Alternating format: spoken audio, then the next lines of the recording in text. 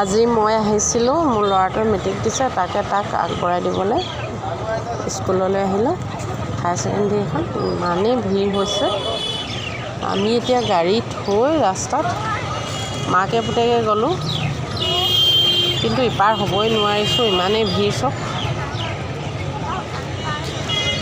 এয়া গাড়ী বহুত দূৰত থ'বলগীয়া হৈছে। এইবাৰ ফিল্ডখনো বোকা।